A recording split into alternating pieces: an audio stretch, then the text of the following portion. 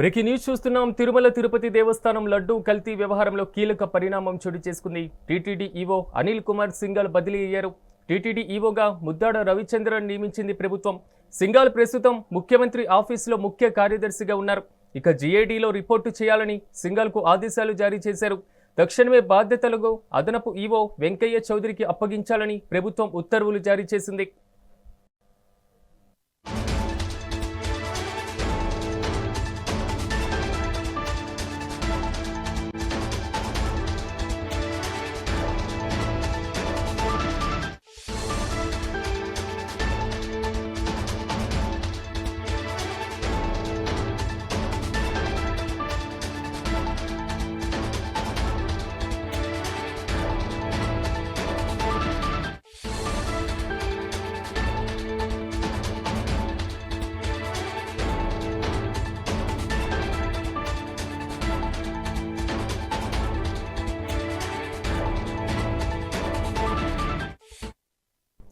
Breaking news చూస్తున్నాం. తిరుమల తిరుపతి దేవస్థానం లడ్డూ కల్తీ వ్యవహారంలో కీలక పరిణామం చోటు చేసుకుంది. టీటీడీ ఈవోగా ఉన్నటువంటి అనిల్ కుమార్ సింఘాల్ బదిలీ అయ్యారు. తాజా ఈవోగా ముద్దాడ రవిచంద్రన్ ప్రభుత్వం నియమించింది. ఇక ఇదే అంశానికి సంబంధించి మరింత సమాచారం మా ప్రతినిధి రమణ్ కుమార్ అందిస్తారు.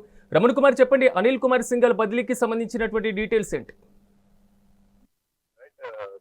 ఏదైతే టీటీడీలో కల్తీ నెయ్యి దుమారం చెలరేగుతున్న నేపథ్యంలోనే ఏదైతే టీటీడీకి సంబంధించిన అనిల్ కుమార్ సింఘాల్ ఈవోగా ఉన్నారో ఆయన ఇప్పుడు బదిలీకి గురైన పరిస్థితి అయితే ఉంది. గతంలో ఏదైతే 2019లో ఆయన టీటీడీ ఈవోగా కూడా తిరుమల తిరుపతి దేవస్థానంలో ఆయన పనిచేశారు. ఆయనతో పాటు అప్పుడు అదనపు ఈవోగా ధర్మారెడ్డి కూడా ఉన్నారు. ఆ సమయంలోనే ఎఫ్ఎన్సీఓ బాలాజీ, వీరి ముగ్గురు కూడా టీటీడీకి సంబంధించి గీకి సంబంధించి అప్పట్లో అవకతవకలు జరిగాయనే సిట్టు ధృవీకరించి దీనికి సంబంధించి కేంద్ర రాష్ట్ర ప్రభుత్వాలకు ఒక నివేదికను కూడా సమర్పించింది. ఏదైతే గతంలో టీటీడీలో పనిచేస్తున్న అధికారులే ఇందుకు అవకతవకలకు పాటుపడ్డారు. ప్రధానంగా టెండర్లు ఇచ్చిన గతంలో ఉన్న టెండర్లను తక్కువ కోర్టుకు రూపుమాపడం, అంటే దాదాపు టీటీడీ టెండర్ నిబంధనలో భాగంగానే దాదాపు అర్హత ఉంటే 250 కోట్ల నుంచి 150 కోట్లకు తగ్గించారు.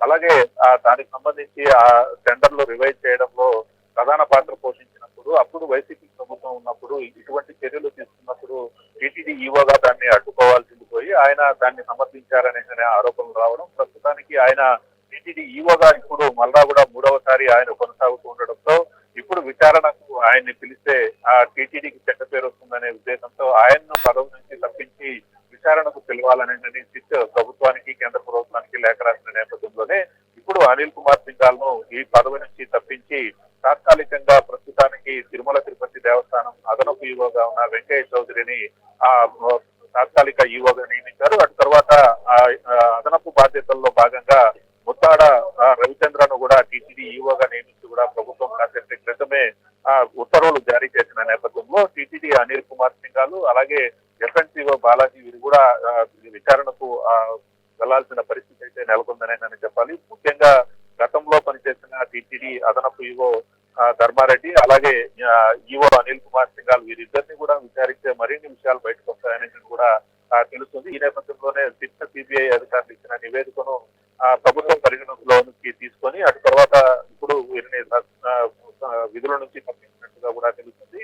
గతంలో ఏదైతే హవాలా మనీలు ఏ విధంగా జరిగాయి, మనీ లాండరింగ్ ఏ విధంగా జరిగింది, ఇవన్నీ కూడా కూలంకషంగా సిట్ అధికారులు దర్యాప్తు చేసి ప్రభుత్వానికి పూర్తి నివేదికను కూడా ఇచ్చిన నేపథ్యంలోనే ప్రస్తుతానికి ఉన్న టీటీడీ ఈవోగా ఉన్న అనిల్ కుమార్ సింఘాల్ ను పదవి నుంచి తప్పిస్తూ కూడా ప్రభుత్వం ఉత్తర్వులు జారీ చేసిందని చెప్పాలి. దీనికి సంబంధించి ఇప్పటికే సిట్ సిఫార్సు మేరకే ఈవో బదిలీ అయినట్టుగా కూడా తెలుస్తుంది. కాకపోతే ఆయన్ను ఎప్పుడు విచారణకు పిలుస్తారనేది మాత్రం తెలియని పరిస్థితి. గతంలోనే టీటీడీకి సంబంధించిన అదనపు ఈవోగా ఉన్న ఎవరైతే ధర్మారెడ్డి ఉన్నారో ఆయన్ను అప్పుడే సిట్ అధికారులు విచారణకు పిలిచి అడిగిన సందర్భంలోనే ఆయన నాకు ఎటువంటి సంబంధం లేదు, దానికి అప్పట్లో ఉన్న ఈవో ఏదైతే ఆదేశాలు ఇచ్చారో అందుకు అనుగుణంగా నేను ఇచ్చాను అనే నన్ను కూడా తెలిపిన పరిస్థితి అయితే ఉంది. ఈ నేపథ్యంలోనే ప్రస్తుతానికి ఈవోగా ఉన్న అనిల్ కుమార్ సింఘాల్ ను ఆ పదవి నుంచి తప్పిస్తూ కూడా వేరే వారికి అవకాశం కల్పించారు. కాకపోతే ఇతన్ని ఎప్పుడు విచారణ చూస్తారనేది మాత్రం వేచి చూడాల్సిన పరిస్థితి అయితే ఉంది. టీటీడీలో ఈ కల్తీ వ్యవహారం రోజుకో మలుపు తిరుగుతుండడానికి ఇదే నిదర్శనమని చెప్పాలి. ప్రస్తుతానికి సిట్ అధికారులు అనిల్ కుమార్ సింఘాల్ ని ఎప్పుడు విచారణకు పిలుస్తారో వేచి చూడాల్సిన పరిస్థితి అయితే ఉంది. Right Ramana, thank you.